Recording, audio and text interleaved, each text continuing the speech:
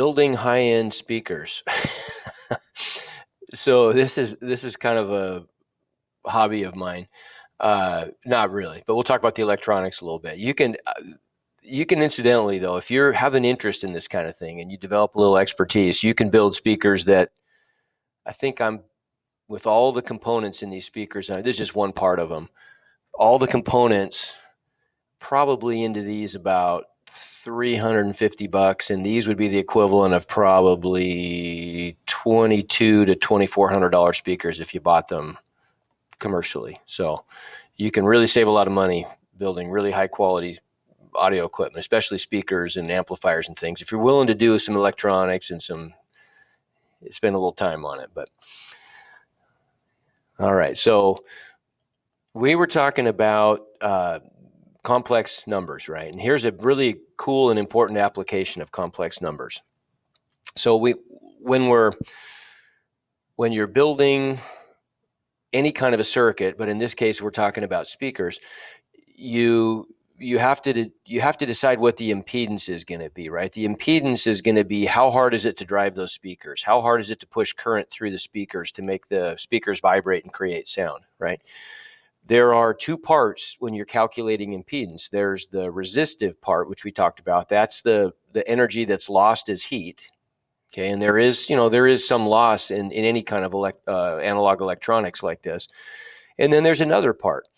There's the reactive impedance, which is energy that is not lost, but is sort of absorbed and returned within the component. And the way that that's done in a speaker, you can use to either suppress the low frequency signal or the higher frequency signal. And so you can selectively filter out the sounds that you want to go to the small drivers, the tweeters or the small drivers that are producing the really high frequency noises. The low frequency drivers, call those the woofers, or some people just call them drivers. Those are the bigger speakers that vibrate and move more air to produce the bass sounds. And then the mid-range would be the speakers in the middle, where you've got filters on both ends, where you're trying to create something that bridges that gap, maybe if it's a three-way speaker. And so that's what's going on here. There's a bunch of different filters that are combined here. These elements are combined to choose just the right frequencies. It's just kind of tuned. The values of the resistors and the inductors and these are the inductors and the capacitors are all chosen specifically so they do just the right frequencies.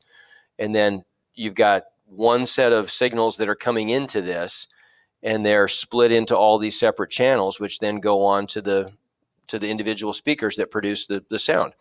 And like magic, you have speakers that work.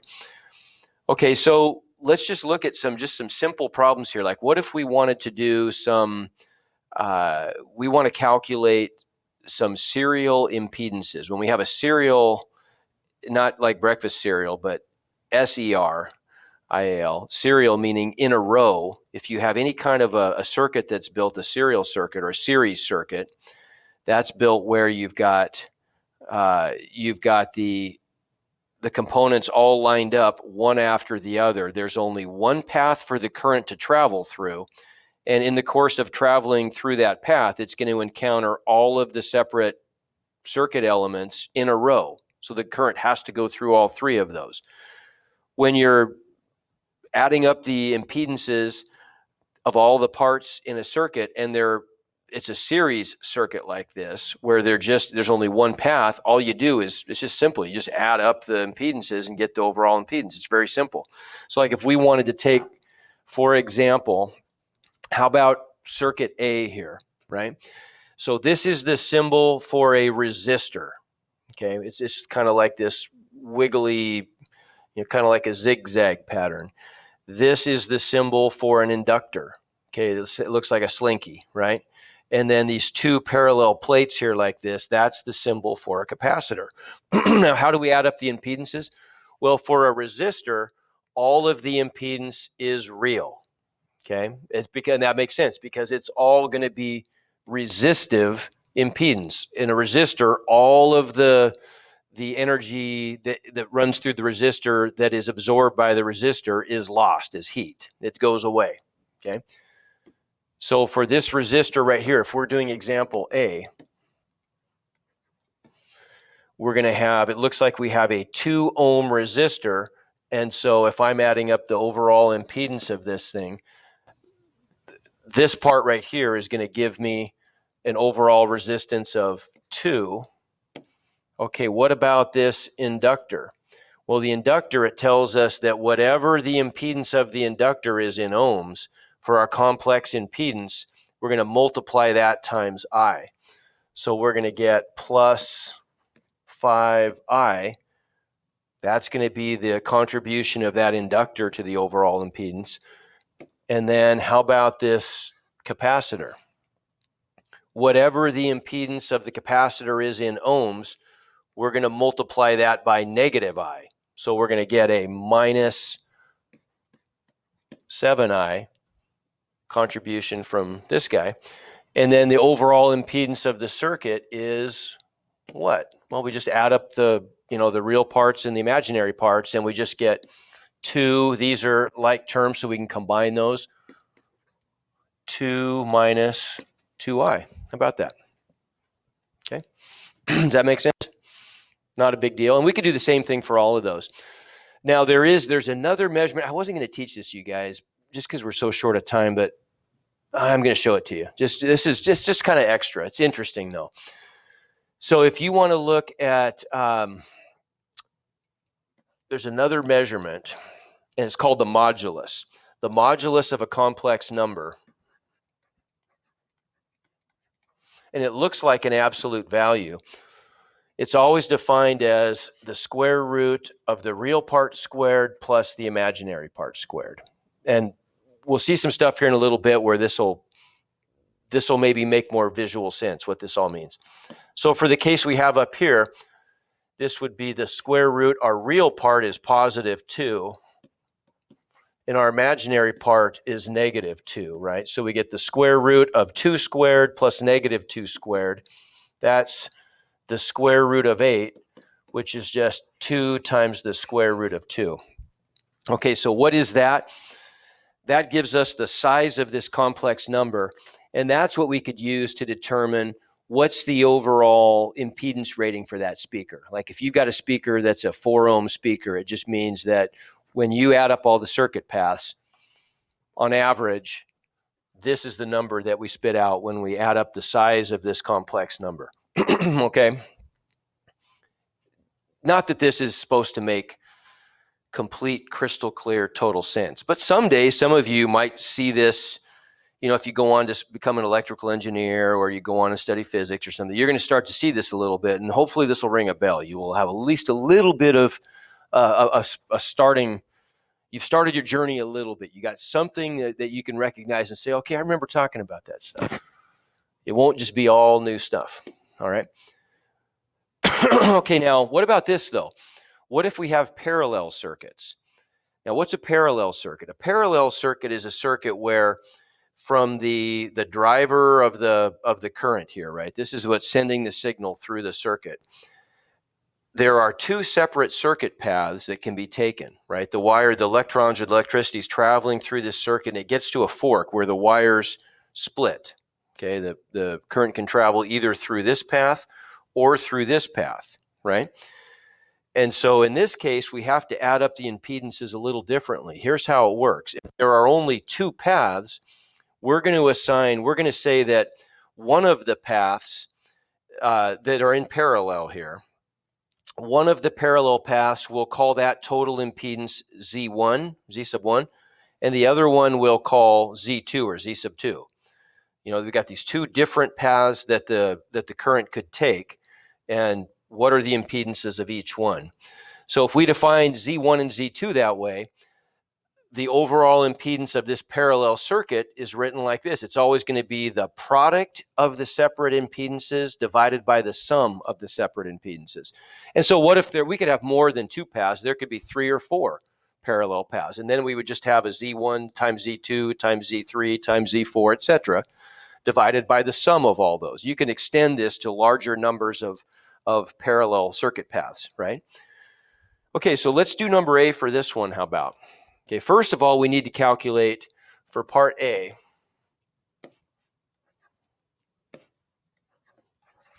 for part A, we need to calculate what is Z1. Okay, and those within Z1, those are in series. So we just add those up. Everybody agree? If I'm just focusing on Z1, it's one after the other. Okay. So what are we going to get then? For this one, we've got a 3 ohm resistor.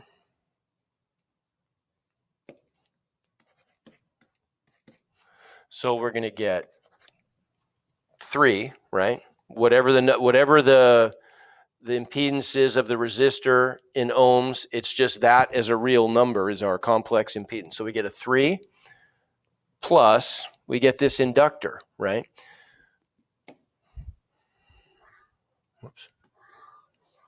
So for that inductor, it's a 4 ohm inductor, so we just multiply the impedance by I to get the complex impedance. So I get 5I, and there is my Z1, right? That is the complex number, okay, for Z1. What about Z2? For Z2, I've got this resistor, so I get a 6, and I get that capacitor, so I'm going to multiply the impedance by negative I, so that gives me a minus 2I, and there is Z2, okay? So if I want to calculate the overall impedance now, I've got to use this formula, right? So what's that going to give us? We're going to end up getting Z equals Z1 times Z2. So in the numerator, we get 3 plus 5I times 6 minus 2I, all divided by 3 plus 5I plus 6 minus 2I, right? And now we can just simplify that. So on the bottom, it's a piece of cake. We're adding complex numbers is easy. On the top, we got to multiply this thing out, right? So on the top, if we FOIL this out, let's distribute the 3. 3 times 6 gives us 18. 3 times negative 2I is minus 6I. If I distribute the 5I, I'm going to get a plus 30I. And then I'm going to get a 5I minus 2I is minus 10 I squared. Type in chat. Tell me what I do with the I squared real quick.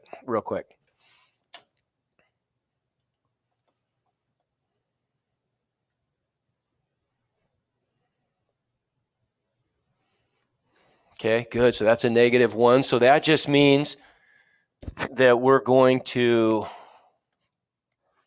turn that into a positive 10, right? Just changes the sign of that term.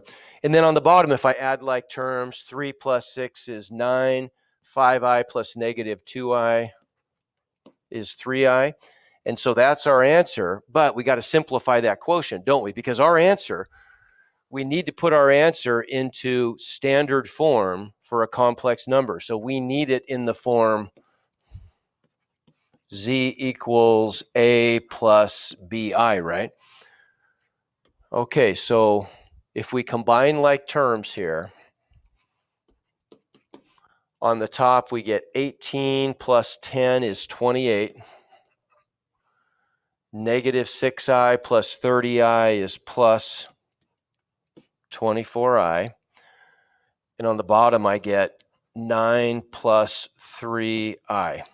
Okay, now what?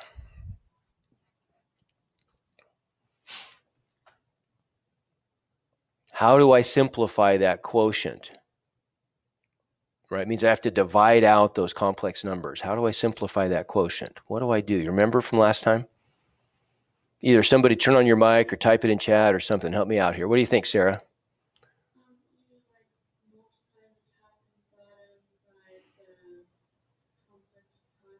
There you go. Good. By the complex conjugate. Very good. So we're going to multiply both the top and the bottom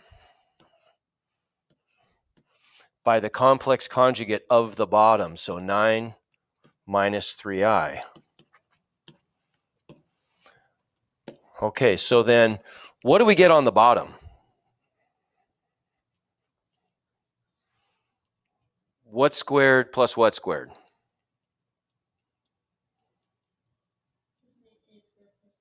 Yeah, a squared plus b squared, right? So that's going to be 9 squared plus 3 squared, right? And that's just going to give us, what, 81 plus 9, so 90 on the bottom. What about the top? Now, top, we got to FOIL this out again, don't we? I've got to multiply my 28 times 9, and that's going to give me 72 plus 180, which is what, 252? I've got 28 times negative 3i, so that's going to be negative 84i. You correct me if I make a mistake here. 24i times 9, that's going to be what, 216i? And then we've got 24i times negative 3i, so that's negative 72i squared, which becomes what?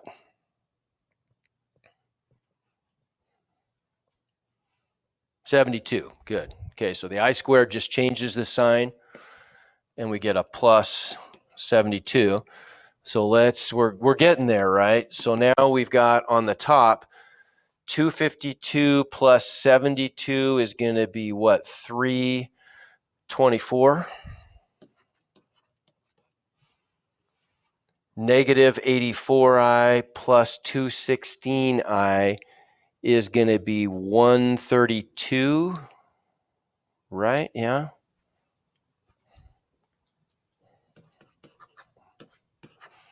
(132i) divided by 90. Is that right? Did I make any mistakes there? Hopefully somebody's checking my work here on a calculator. All looks good. Okay. And then our goal is to write this in standard form. So we don't want a common denominator. We're going to split this into a real part and an imaginary part, right? So our real part is going to be 324 divided by our common denominator of 90 plus 132 divided by our common denominator of 90 times I. And then we could just reduce those fractions, right? So what could we do here? Divide each by 4, looks like. Probably something even bigger than that, but let's divide by 4, top and bottom. And that's going to give us, oh, I can't divide the bottom by 4, can I? Just by, I could go by 6 though, couldn't I? Look, because they're both even, and both of those numbers are divisible by, when I add up the digits, are divisible by 3. So I know they're divisible by 3, and I know they're also divisible by 2 because they're even. So if I divide 6 into those, I'm going to get 15 on the bottom, and on the top, I'm going to get 54. And I can go one more step with that, can't I? I can divide those each by 3 and get what? 18 fifths plus, how about this guy? I can probably divide those by 6 as well, can I? Yeah. So that's going to give me 22 divided by 15, which stays that way. Okay. Hope I didn't make a mistake, but anyway, you get the idea. If I made a little mistake, oh well, I'm human. But that's our answer. That's our complex impedance, right? And so if I wanted to come up with a modulus of that to see what, if I want to just classify that as what's the impedance of our speaker in ohms, I could do that little trick. You know, this is nice because it tells me what's the resistive part and what's the reactive part of the impedance. But then if I wanted to do the a squared plus b squared thing, I'm just going to do that on Desmos. I'm not going to try to do that in my head. If we do the square root, I'm just going to type this in and then I'll take a picture of it. The square root of 18/15 squared, 18/5 squared plus 22/15 squared. There's what we get. I'll show you here.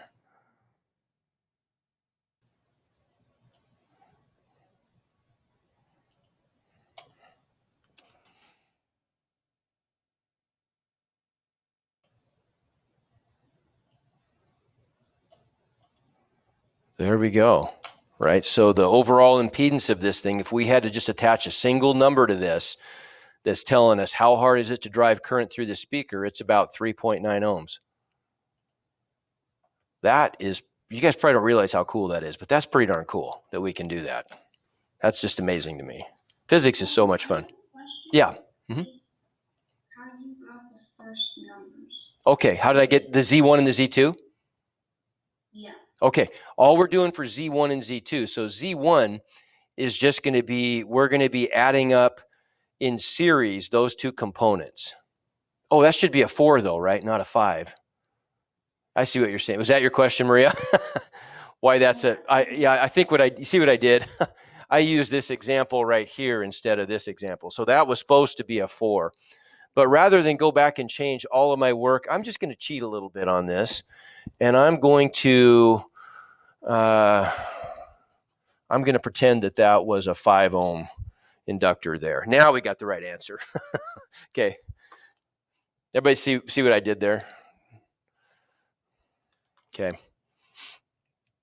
And so all we'd have to do if we wanted to calculate in A, we would have had to go back and just change those 5s to 4s. But that changed everything. So rather than redo the whole thing, I'm just going to cheat and pretend we had a different problem.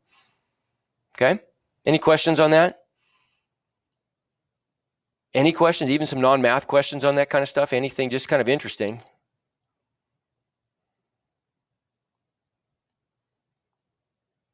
I have a question. Yeah.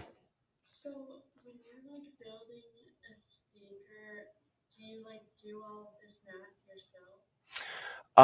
Well, what I do is I've got a spreadsheet that I use where I can plug in values when you buy speakers components online. Like it gives you a bunch of parameters about the drivers that actually the speaker part that you see. And so you have to, it's pretty complicated. You have to match that to the size of the cabinets. And then electronically, it gives you a bunch of the electronics information. And so based on that, you don't just, I use a spreadsheet where I go through and it kind of optimizes what these should be like, what these components should basically be. And then I use software to dial in more specific values. And then I just test it by ear. You go to what sounds best to make small adjustments then. But yeah, it's a good question. There's a little bit of a process to it, but it's kind of fun. Actually, I think this is something just unrelated. When I'm done teaching, I think that's something I'm going to maybe do is just kind of build high-end speakers, for kind of boutique speakers for people. And people pay a lot of money for big-time good speakers, so it'll be kind of a fun hobby, but maybe something just like a little retirement project. I got a question too. Yeah. How many components, like how many of these little squiggly things are normally in a speaker, like one speaker? Okay, so I'll show you. This is what you call an analog. These are analog crossovers. So what that means is you're sending, like you guys are probably pretty familiar. Everyone's seen stereo systems before, right? You've got an amplifier, and the amplifier, you're going to plug in your CD player or you're going to plug in your phone, through a jack in your amplifier. And that amplifies the sound, right? You can turn the volume up on the amplifier, and then that's sending out speaker wire through speaker wire that just attaches to the back of the speaker. Usually there's a red and a black electrical attachment on the back that you unscrew and plug the speaker wire in. Yeah, you kind of get an idea what I'm talking about. So you're sending the signal through that speaker wire that has two channels, right? It's got a positive and a negative.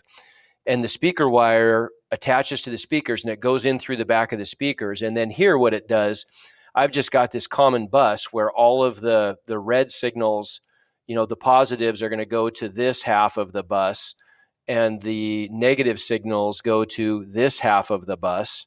and they're just split evenly, right? So then they're all just, there's a common positive and a common negative. We call that the voltage rails. And then so each of these, you'll notice that there are multiple paths. There's one, you can see there's a little attachment there. There's 1, 2, 3, 4 separate attachments to both the positive and the negative buses on this, right? That's because there are 4 separate filter components there. There's one for the tweeters, there's one for the woofers, for the low range, there's one for the mid range. And then because the top of the speaker is a very narrow, when you look at it from the front, it's very narrow. There's some physics effects going on there called diffraction effects, where the wavelength of the sound is on the same scale as the width of the speaker. And so it tends to disperse the sound from the mid ranges then much more than it normally would. And so there's something you do in speaker design called a baffle step correction. So I have to add some additional speakers that kind of punch up the mid-range a little bit to account for that extra loss. And so that's the baffle step correction would be the 4th component. But if you look at any one of those components, in answer to your question, Andrew, like if you look at this component right here, all of them are being used, right? It's going through, in the circuit design, you've got the path takes you through this inductor, and then it gets split right here, and part of it is going to go through this capacitor, and part of it's going to go through a combination of this resistor and this capacitor.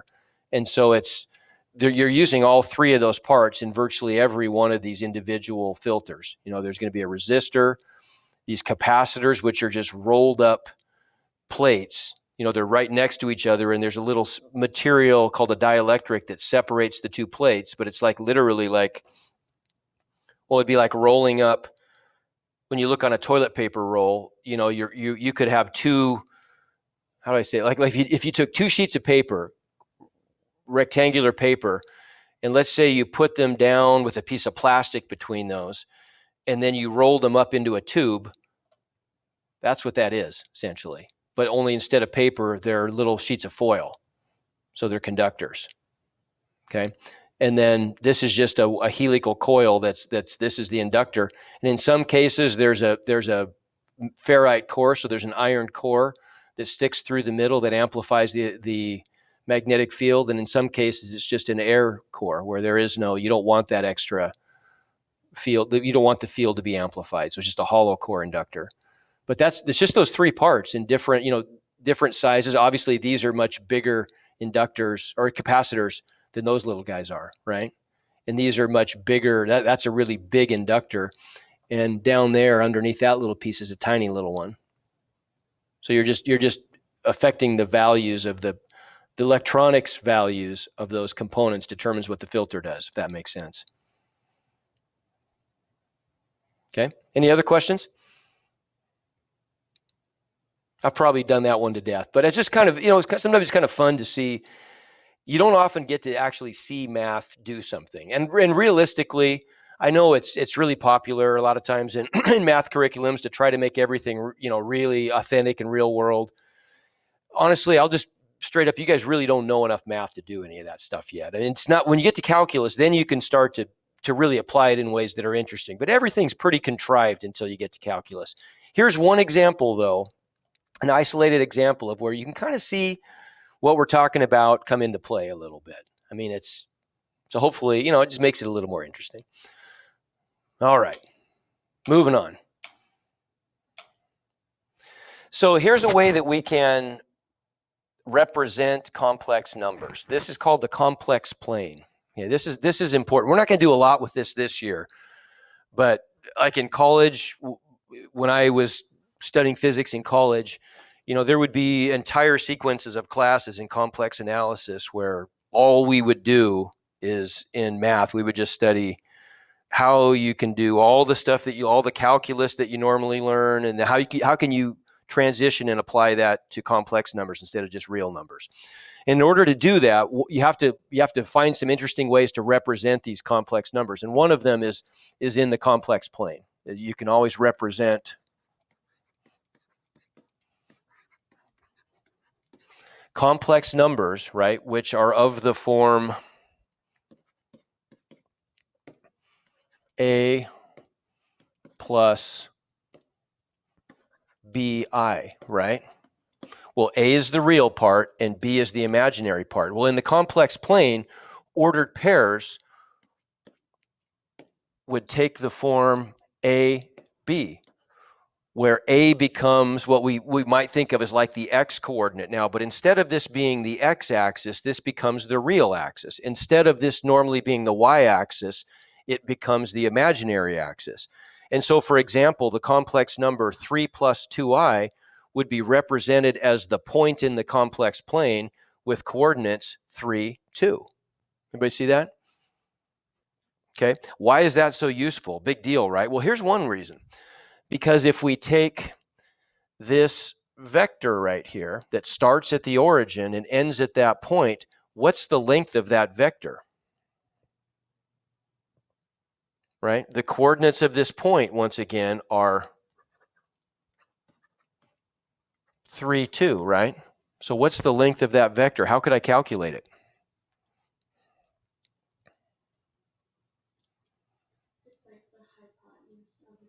Yeah, good. It's like the hypotenuse of a triangle, right? Where the base is 3 and the height is 2, right? So the length of that vector would just be the square root of 3 squared plus 2 squared. Well, in general, the length of that vector is the square root of a squared plus b squared. Well, what was that? That was that modulus we defined, right? See how cool that is? So the distance from the origin in the complex plane determines the overall size, sort of. I mean, when I say size, it has a specific meaning, right? It's what we call the modulus of the complex number, but a lot of times that's the number we're interested in. That's maybe the outcome of the complex analysis that we're doing. Like in our previous example, that gave us the impedance rating for that circuit, right? Okay. So this is, it just gives you just a little bit of a sense of where you're going to go further in the future with this stuff, right, after high school. So let's practice this a little bit. Hang on, what was this? Oh boy, what did I do here? Let's see, is that a... Oh, never mind. That's just a note to myself. Oh, I didn't want to do that. Okay, so let me go into Math Excel. I want to pull up some sample problems here for you.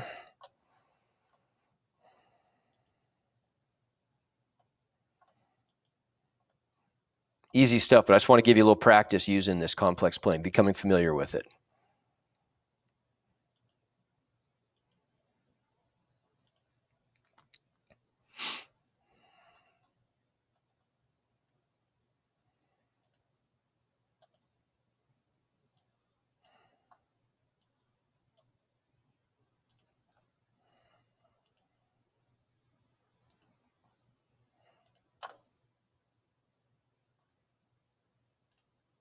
Okay.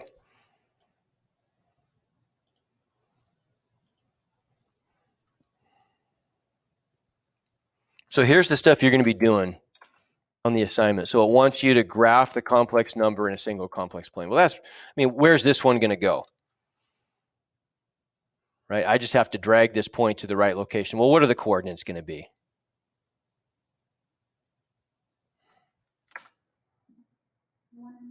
1, 5. Yeah, right. So I'm just going over 1, up 5. So there it is. Okay.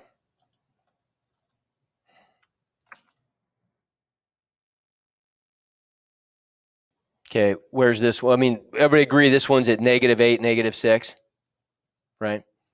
No big deal. -8, -6. Whoops, right there. Okay. Good, good. All right. Okay, what about that one?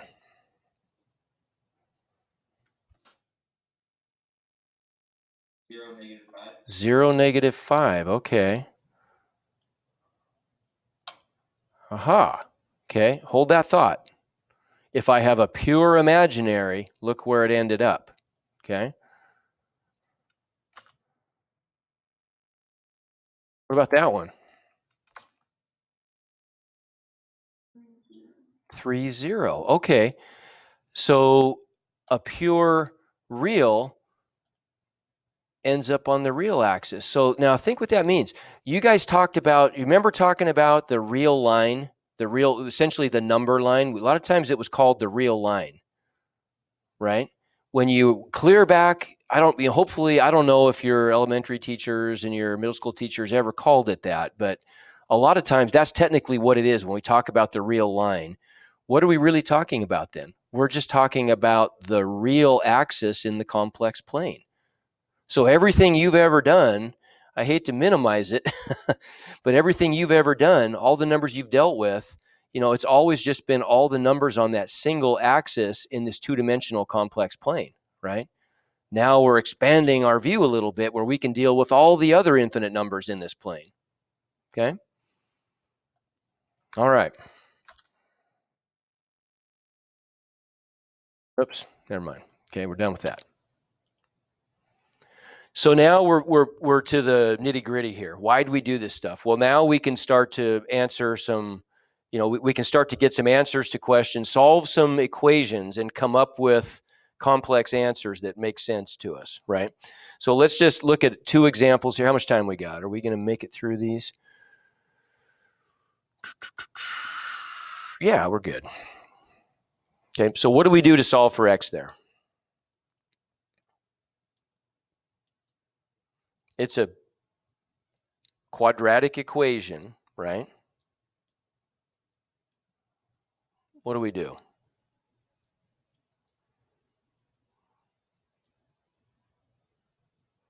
What's our strategy going to be here? Maria, you got an idea?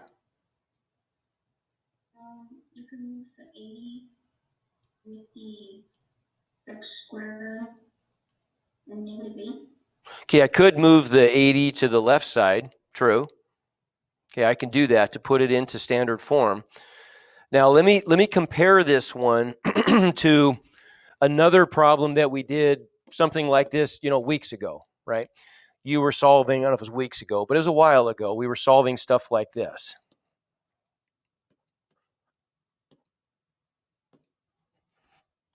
Something like that. Actually equals positive 6, how about?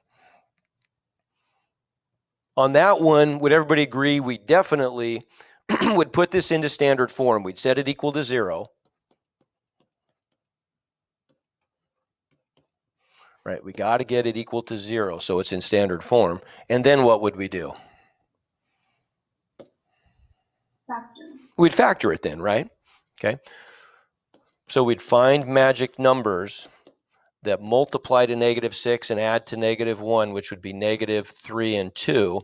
So when we apply the zero product property, what would the solutions be? Either x equals what? Or x equals what? X equals 3 or x equals negative 2. Okay, everybody agree? Those are the values of x that would make these factors equal to 0, so I can have a product of 0, right? Okay, that's our strategy.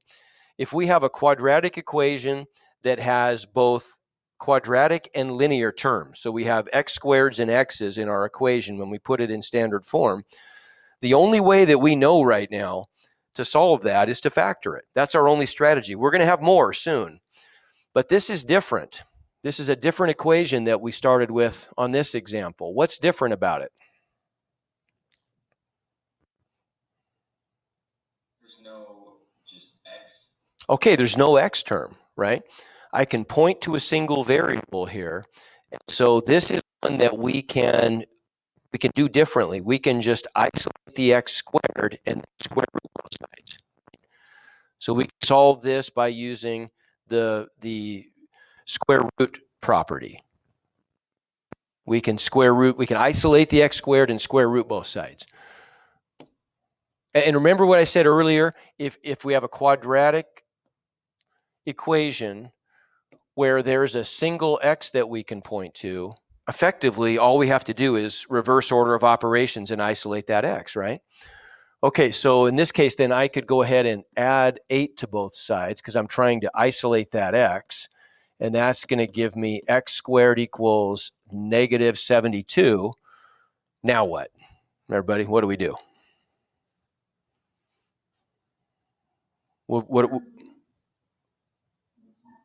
Yeah, square root both sides. Good. Okay, so if I square root both sides now, that's going to give me x equals, because I square rooted both sides, what do I have to include? Here, what do I have to include on this one, Abby? Plus or minus. Okay, plus or minus. Okay, that's all right, no problem. Plus or minus, and then I've got the square root of negative 72. So let's deal with that for a second. The square root of negative 72, we've got to simplify. Well, if I've got a negative inside the radical, what is that always going to turn into?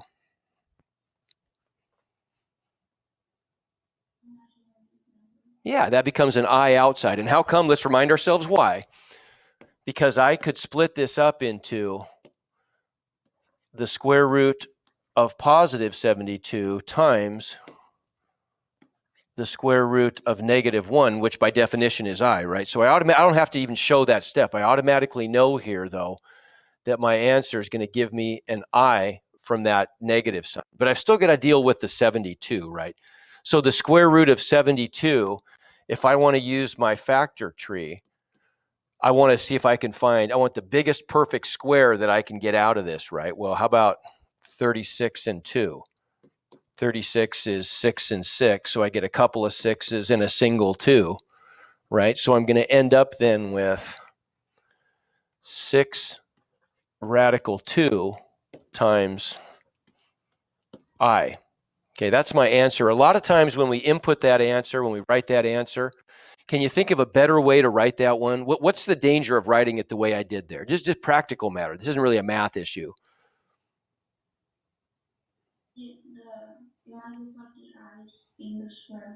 Yeah, the question is, okay, is the I included in the square root or not? Because I know about some of you have great handwriting but like I don't, obviously.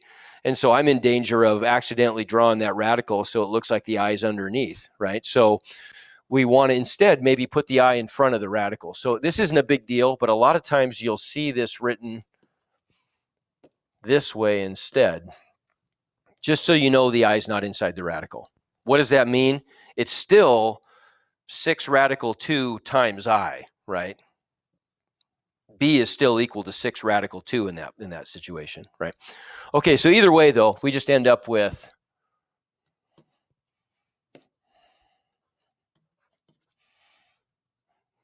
those are our 2 answers. Okay, how about this one? One more.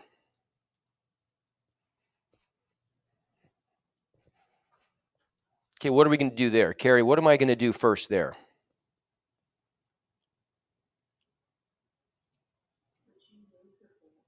Yep, good. So we're just going to reverse order of operations, right? So the first thing we're going to do is we're going to subtract 4.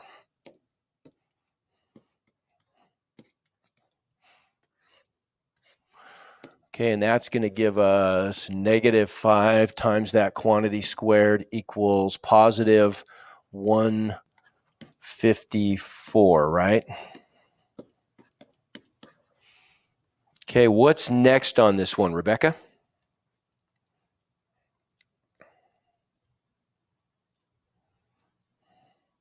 Divide both sides by -5. Okay, good. So we got to, again, following order of operations, we would divide each side through by -5.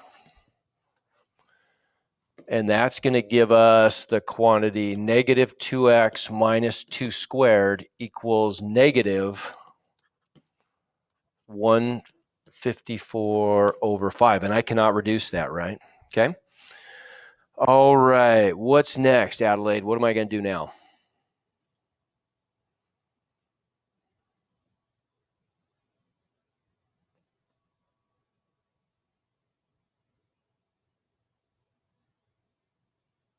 Questions for Adelaide?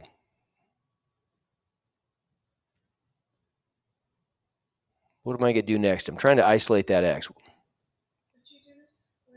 Yeah, good. Next issue would be I got to undo this the squared. So I'm going to square root both sides. Right? So that's going to give me negative 2x minus 2 equals, I've got to do a plus or minus, don't I? Because I square rooted both sides of an equation. And now I got to deal with this thing, right? Let's simplify. Let's do some side work here. I know I've got an I. Okay, we know that, but let's deal with the 154 over 5. Okay, I know that the square root of 154 over 5, I can split into the square root of 154 on and the square root of 5 on the bottom. Well, the bottom, I can't simplify that radical, but maybe I can on the top. So let's make a factor tree with 154. How about 154? What's something that goes into 154?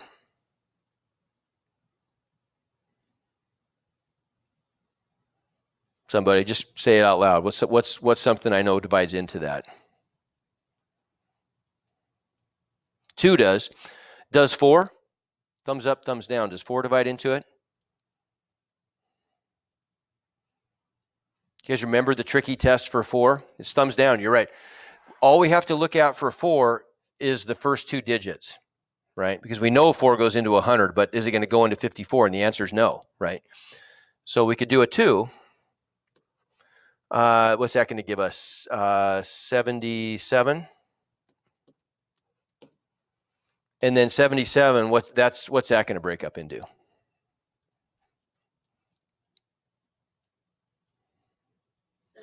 7 and 11. And so I'm not going to get any couples, am I? Everybody agree? So we're just kind of stuck with the square root of 154 over the square root of 5, but I do have to rationalize that denominator. And so how do I do that? What do I multiply top and bottom by?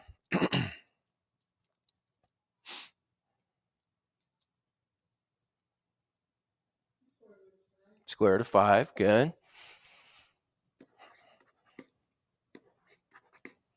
So I'm getting a 5 on the bottom. What about the top? Well, I already factored the square root of 154, right? So if I'm doing 5 times 154, the square root of that product, I can just look at this 5 as a separate part of this factor tree, right? If I look at the product of those two, it would have broken down like that. I don't even need to know what that is, though, for now.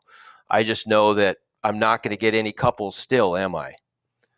So what's that mean? Well, that means that this radical, the entire number is going to be stuck inside the radical because there are no couples. And so I just get, 620? No, actually, no, I get 770 for that, don't I?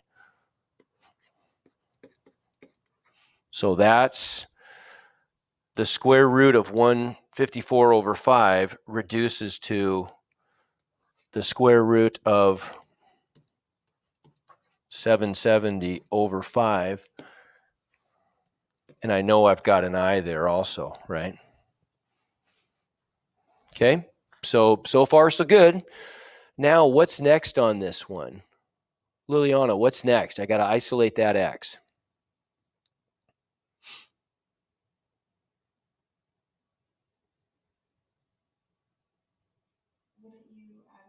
Good, I'm going to add the 2. Okay, I'm going to have to make this quick. We're about to run out of time. So I'm going to add the 2 right there. How about?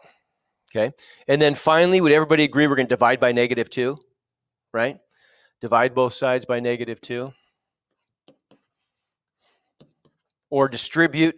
The other way of saying that would be, because I've already got a fraction over here, it might be easier to instead think about that as just distributing through a -1/2, right? So what's that going to give me? That's going to give me X equals 2 divided by -2 or times -1/2 gives me a -1. I've got a plus or minus there, right? So do I need to multiply by a negative? No, right? I've already got both signs. Remember, we don't divide by a negative and we don't distribute a negative to a plus minus term. So I just get plus minus the square root of 770 over 10, right? Because I'm just going to multiply straight across times I. So those are my 2 complex solutions, -1 plus the square root of 70 over 10 times I, and -1 minus the square root of 770 over 10 times I. Is it an accident that my complex solutions are complex conjugates? No, it is not. We'll talk more about that later. All right, we made it. Have a great day. I'm here after school if you need me. I will see you on, I guess, Monday, huh? If I don't see you sooner.